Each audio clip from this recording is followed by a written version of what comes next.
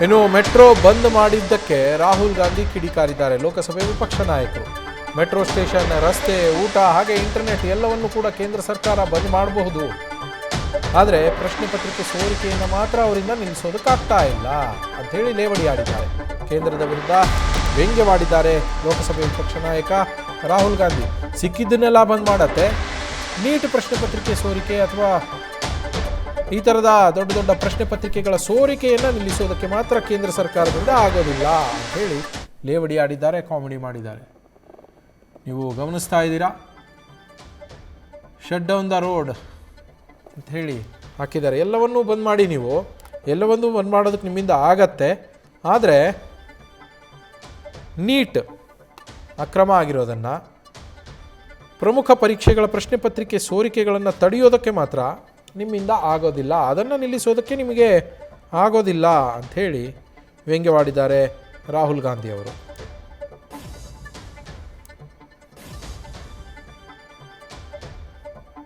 ಅವರು ಎಕ್ಸಾಕ್ಟಾಗಿ ಅದನ್ನೇ ಬರೆದಿರೋದು.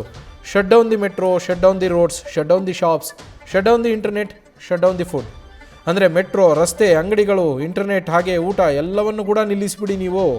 The government has taken these cruel steps against students who are demanding their rights. ತಮ್ಮ ಹಕ್ಕುಗಳಿಗೋಸ್ಕರ ಬೇಡಿಕೆಯನ್ನು ಇಡ್ತಾ ಇರುವಂತಹ, ಅದಕ್ಕೆ ಡಿಮ್ಯಾಂಡ್ ಮಾಡ್ತಾ ಇರುವಂತಹ ವಿದ್ಯಾರ್ಥಿಗಳ ವಿರುದ್ಧ ಈ ಥರದ ನಿರ್ದಾಕ್ಷಿಣ್ಯ ಕ್ರಮವನ್ನು ಕೇಂದ್ರ ಸರ್ಕಾರ ತೆಗೆದುಕೊಳ್ತಾ ಇದೆ. But there is just one thing they couldn't shut down, mister Modi, paper leaks.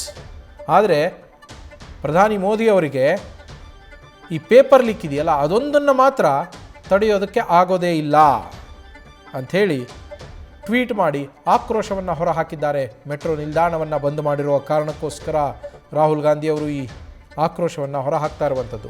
Metro ನಿಲ್ದಾಣಗಳನ್ನು ಬಂದ್ ಮಾಡಿಬಿಡಿ, ರಸ್ತೆಗಳನ್ನು ಬಂದ್ ಮಾಡಿ, ಅಂಗಡಿ ಮುಂಗಟ್ಟುಗಳನ್ನು ಕೂಡ ಬಂದ್ ಮಾಡಿ, ಇಂಟರ್ನೆಟ್ಟನ್ನು ಸ್ಥಗಿತಗೊಳಿಸಿ, ಊಟ ಕೂಡ ನಿಲ್ಲಿಸ್ಬಿಡಿ. ಅವರಿಗೆ ಎಲ್ಲವನ್ನೂ ನಿಲ್ಲಿಸ್ತಾರೆ, ಎಲ್ಲವನ್ನೂ ನಿಲ್ಲಿಸ್ತಾ ಇದ್ದಾರೆ, ಆದರೆ ಪೇಪರ್ ಸೋರಿಕೆಯನ್ನು ಮಾತ್ರ ಇವರಿಂದ ನಿಲ್ಲಿಸೋದಕ್ಕೆ ಆಗ್ತಾ ಇಲ್ಲ.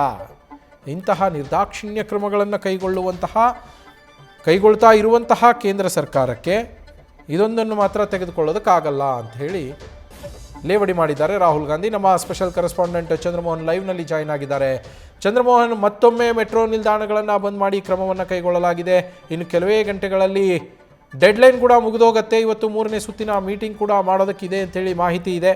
ಒಂದು ವೇಳೆ ಧರ್ಮೇಂದ್ರ ಪ್ರಧಾನ್ ಅವರ ತಲೆದಂಡ ಆಗದೇ ಇದ್ದರೆ CJP ಇರ್ಬೋದು ಅಥವಾ ಪ್ರತಿಭಟನಾ ನಿರತರೇನಿದ್ದಾರೆ, ಕಾಕ್ರೋಚ್ ಜನತಾ ಪಕ್ಷದ ಪ್ರತಿಭಟನಾಕಾರರು, ಇವರ ಮುಂದಿನ ನಡೆ ಏನಾಗಿರಬಹುದು ಚಂದ್ರಮೋಹನ್? ಕಾಕ್ರೋಚ್ ಜನತಾ ಪಾರ್ಟಿಯ ವಕ್ತಾರರು ಕೂಡ ಸ್ಪಷ್ಟವಾಗಿ ಹೇಳಿದ್ದಾರೆ, ಧರ್ಮೇಂದ್ರ ಪ್ರಧಾನ್ ಅವರು ರಾಜೀನಾಮೆ ಕೊಡದೇ ಇದ್ರೆ 3ನೇ ಸುತ್ತಿನ ಮಾತುಕತೆಯನ್ನು ಕೂಡ ಕೇಂದ್ರ ಸರ್ಕಾರದೊಂದಿಗೆ ನಡೆಸೋದಿಲ್ಲ, ಮತ್ತು ಮಾತುಕತೆ ನಡೆಸೋದ್ರಿಂದಲೇ ಈಗ ನಡೆಸಲಿಕ್ಕೂ ಕೂಡ ನಾವು ಸಿದ್ಧ ಇಲ್ಲ. ಈಗ ಮೊದಲು ಧರ್ಮೇಂದ್ರ ಪ್ರಧಾನ್ ರಾಜೀನಾಮೆಯನ್ನು ಕೊಡಲೇಬೇಕು, ಅದಾದ ಬಳಿಕ ಅಷ್ಟೇ ಚರ್ಚೆ. ಈ ಒಂದು ಧರ್ಮೇಂದ್ರ ಪ್ರಧಾನ್ ರಾಜೀನಾಮೆ ವಿಷಯದಲ್ಲಿ ಯಾವುದೇ ರಾಜಿ ಸಂಧಾನವನ್ನು ನಾವು ಮಾಡ್ಕೊಳ್ಳೋದಿಲ್ಲ ಅನ್ನೋದನ್ನ ಸ್ಪಷ್ಟವಾಗಿ ಹೇಳಿದ್ದಾರೆ. ಹಾಗಾಗಿ ಇವತ್ತು ಮಧ್ಯಾಹ್ನದ ಒಳಗಾಗಿ ಕೇಂದ್ರ ಸರ್ಕಾರ ಧರ್ಮೇಂದ್ರ ಪ್ರಧಾನ್ ಅವರ ರಾಜೀನಾಮೆಯನ್ನು ಪಡೆಯುತ್ತಾ ಇಲ್ವಾ ಅನ್ನೋದನ್ನ ಸ್ಪಷ್ಟಪಡಿಸಬೇಕಾಗಿದೆ. ಒಂದು ವೇಳೆ ರಾಜೀನಾಮೆ ಪಡೆಯಲ್ಲ ಅನ್ನೋದನ್ನ ಸ್ಪಷ್ಟವಾಗಿ ಈ ಕಾಕ್ರೋಚ್ ಜನತಾ ಪಾರ್ಟಿಯ ನಾಯಕರಿಗೆ ತಿಳಿಸಬೇಕಾಗುತ್ತೆ. ಅದಾದ ಬಳಿಕ ಕಾಕ್ರೋಚ್ ಜನತಾ ಪಾರ್ಟಿಯ ನಾಯಕರುಗಳು ಕೂಡ ತಮ್ಮ ಮುಂದಿನ ನಿರ್ಧಾರ, ಹೋರಾಟ ಹೇಗಿರುತ್ತೆ ಅನ್ನೋದನ್ನು ಕೂಡ ಹೇಳ್ತಾರೆ. ಈಗ ಮುಖ್ಯವಾಗಿ ಈಗಾಗಲೇ 2 ಸುತ್ತಿನ ಮಾತುಕತೆ ನಡೆದಿದೆ. ಕಾಕ್ರೋಚ್ ಜನತಾ ಪಾರ್ಟಿ ಇಟ್ಟಿದ್ದಂತಹ 3 ಬೇಡಿಕೆಗಳ ಪೈಕಿ 2 ಬೇಡಿಕೆಗಳನ್ನು ಕೇಂದ್ರ ಸರ್ಕಾರ ಒಪ್ಪಿಕೊಂಡಿದೆ. ಒಂದನೇದಾಗಿ, ಈಗ ನೀಟ್ ಪರೀಕ್ಷೆ ರದ್ದಾಗಿದ್ದರಿಂದ ಮಾನಸಿಕ ಒತ್ತಡಕ್ಕೊಳಗಾಗಿ ಆತ್ಮಹತ್ಯೆ ಮಾಡಿಕೊಂಡಂತಹ ಕುಟುಂಬಗಳಿಗೆ ಪರಿಹಾರವನ್ನು ತಲಾ 1 ಕೋಟಿ ರೂಪಾಯಿ ಕೊಡಲಿಕ್ಕೆ ಕೇಂದ್ರ ಸರ್ಕಾರ ಒಪ್ಪಿಕೊಂಡಿದೆ. ಅದೇ ರೀತಿಯಲ್ಲಿ ಈಗ ಪ್ರತಿಭಟನೆ ನಡೆಸ್ತಾ ಇರತಕ್ಕಂಥ ವಿದ್ಯಾರ್ಥಿಗಳ ವಿರುದ್ಧ ಯಾವುದೇ ಕೇಸ್ಗಳನ್ನು ದಾಖಲಿಸೋದಿಲ್ಲ ಅನ್ನುವ ಭರವಸೆಯನ್ನು ಕೊಟ್ಟಿದೆ ಮತ್ತು ಆ ಬೇಡಿಕೆಯನ್ನು ಕೂಡ ಒಪ್ಪಿಕೊಂಡಿದೆ. ಈಗ ಆದರೆ ಮೊದಲನೇ ಬೇಡಿಕೆ ಇರೋದೇ ಧರ್ಮೇಂದ್ರ ಪ್ರಧಾನ್ ರಾಜೀನಾಮೆ. ಈ ಧರ್ಮೇಂದ್ರ ಪ್ರಧಾನ್ ರಾಜೀನಾಮೆಯನ್ನು ಪಡೆಯಲಿಕ್ಕೆ ಈಗ ಕೇಂದ್ರ ಸರ್ಕಾರ ಸಿದ್ಧ ಇಲ್ಲ. ಧರ್ಮೇಂದ್ರ ಪ್ರಧಾನ್ ಅವರ ರಾಜೀನಾಮೆಯನ್ನು ನಾವು ಪಡೆಯೋದಿಲ್ಲ. ಮುಖ್ಯವಾಗಿ ಇಲ್ಲಿ ವ್ಯವಸ್ಥೆಯಲ್ಲಿ ಕೆಲವೊಂದು ಲೋಪದೋಷಗಳಿವೆ, ಅವುಗಳನ್ನು ಸರಿಪಡಿಸಬೇಕೇ ವಿನಃ ಧರ್ಮೇಂದ್ರ ಪ್ರಧಾನ್ ಅವರ ರಾಜೀನಾಮೆ ಪಡೆಯೋದ್ರಿಂದ ಈ ಸಮಸ್ಯೆಗೆ ಪರಿಹಾರ ಆಗೋದಿಲ್ಲ ಅಂತೇಳಿ ಕೇಂದ್ರ ಸರ್ಕಾರ ಹೇಳ್ತಾ ಇದೆ. ಜೊತೆಗೆ ನ್ಯಾಷನಲ್ ಟೆಸ್ಟಿಂಗ್ ಏಜೆನ್ಸಿಯಲ್ಲಿ ಇದ್ದಂತಹ 47 ಮಂದಿ ಅಧಿಕಾರಿಗಳು, ಸಿಬ್ಬಂದಿಗಳನ್ನು ಸಂಪೂರ್ಣವಾಗಿ ವಜಾಗೊಳಿಸತಕ್ಕಂಥ ತೀರ್ಮಾನವನ್ನು ತೆಗೆದುಕೊಂಡಿದೆ. ಯಾಕೆಂತಂದ್ರೆ ಇವರು ಸರಿಯಾಗಿ ಪರೀಕ್ಷೆ ನಡೆಸತಕ್ಕಂಥ ಕ್ರಮಗಳನ್ನು ತೆಗೆದುಕೊಂಡಿಲ್ಲ ಮತ್ತು ಈ ಸಿಬ್ಬಂದಿ ಅಧಿಕಾರಿಗಳಿಂದಾಗಲೇ ಪ್ರಶ್ನೆ ಪತ್ರಿಕೆ ಲೀಕ್ ಆಗಿದೆ. ಆ ಕಾರಣಕ್ಕಾಗಿ ಇವರನ್ನ ವಜಾಗೊಳಿಸತಕ್ಕಂಥ ತೀರ್ಮಾನ ತೆಗೆದುಕೊಂಡಿದೆ ಮತ್ತು NTAಗೂ ಕೂಡ ಈಗಾಗಲೇ ಹೊಸ ಮುಖ್ಯಸ್ಥರನ್ನು ಕೂಡ ನೇಮಕ ಮಾಡಲಾಗಿದೆ. ಈಗ 2ನೇ ಬಾರಿಗೆ ನಡೆಸಿದಂಥ ನೀಟ್ ಪರೀಕ್ಷೆ ಸುಸೂತ್ರವಾಗಿ ನಡೆದಿದೆ, ಅದರ ಫಲಿತಾಂಶವನ್ನು ನಾವು ಪ್ರಕಟಿಸಿದ್ದೇವೆ. ಆದರೆ ಶಿಕ್ಷಣ ಸಚಿವರ ರಾಜೀನಾಮೆಯನ್ನು ಪಡೆಯಲಿಕ್ಕೆ ನಾವು ಸಿದ್ಧ ಇಲ್ಲ ಅಂತೇಳಿ ಕೇಂದ್ರ ಸರ್ಕಾರದ ಸಚಿವರುಗಳು ಹೇಳ್ತಾ ಇದ್ದಾರೆ. ಆದ್ರೀಗ ಈ ಕಾಕ್ರೋಚ್ ಜನತಾ ಪಾರ್ಟಿಯ ನಾಯಕರುಗಳು ಶಿಕ್ಷಣ ಸಚಿವ ಧರ್ಮೇಂದ್ರ ಪ್ರಧಾನ್ ರಾಜೀನಾಮೆ ಕೊಡಲೇಬೇಕು. ಆ ರಾಜೀನಾಮೆ ವಿಷಯದಲ್ಲಿ ಮಾತ್ರ ನಾವು ಯಾವುದೇ ರಾಜಿ ಮಾಡ್ಕೊಳ್ಳೋದಿಲ್ಲ, ಇದ್ರ ಬಗ್ಗೆ ಯಾವುದೇ ಮಾತುಕತೆಯನ್ನು ಕೂಡ ನಡೆಸೋದಿಲ್ಲ. ರಾಜೀನಾಮೆ ನೀಡದೇ ಇದ್ರೆ 3ನೇ ಸುತ್ತಿನ ಮಾತುಕತೆಯನ್ನು ಕೂಡ ಕೇಂದ್ರ ಸರ್ಕಾರದೊಂದಿಗೆ ನಡೆಸೋದಿಲ್ಲ. 3ನೇ ಸುತ್ತಿನ ಮಾತುಕತೆಯಲ್ಲೂ ಕೂಡ ಯಾವುದೇ ಪ್ರಯೋಜನ ಇಲ್ಲ ಮತ್ತು ಅದಕ್ಕೆ ಯಾವುದೇ ಅರ್ಥ ಕೂಡ ಇಲ್ಲ ಅಂತೇಳಿ ಈಗ ಬಿಗಿಪಟ್ಟನ್ನು ಹಿಡಿದಿದ್ದಾರೆ. ಈಗ ಕೇಂದ್ರ ಸರ್ಕಾರ ಏನು ತೀರ್ಮಾನ ಕೈಗೊಳ್ಳುತ್ತೆ ಅನ್ನೋದನ್ನ ನೋಡಬೇಕಾಗುತ್ತೆ.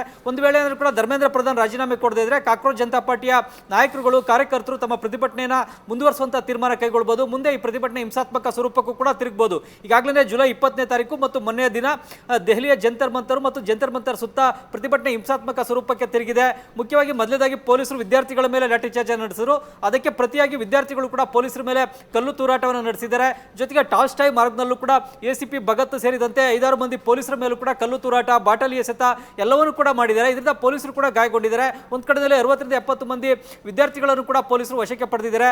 ಸುಮಾರು 100ಕ್ಕೂ ಹೆಚ್ಚು ವಿದ್ಯಾರ್ಥಿಗಳು ಗಾಯಗೊಂಡಿದ್ರು. ಅದೇ ರೀತಿಯಲ್ಲಿ ಪೊಲೀಸರು ಕೂಡ 70ರಿಂದ 80 ಮಂದಿ ಗಾಯಗೊಂಡು ಆಸ್ಪತ್ರೆಗೆ ದಾಖಲಾಗಿ ಚಿಕಿತ್ಸೆಯನ್ನು ಪಡಿತಾ ಇದ್ದಾರೆ. ಈಗ ಪ್ರತಿಭಟನೆ ಹಿಂಸಾತ್ಮಕ ಸ್ವರೂಪಕ್ಕೆ ತಿರುಗ್ತಾ ಇದೆ. ಕೇವಲ ದೆಹಲಿಗೆ ಮಾತ್ರನೇ ಈ ಪ್ರತಿಭಟನೆ ಸೀಮಿತ ಆಗಿಲ್ಲ, ದೇಶದ ಎಲ್ಲ ನಗರಗಳಿಗೂ ಕೂಡ ಪ್ರತಿಭಟನೆ ವ್ಯಾಪಿಸಿದೆ.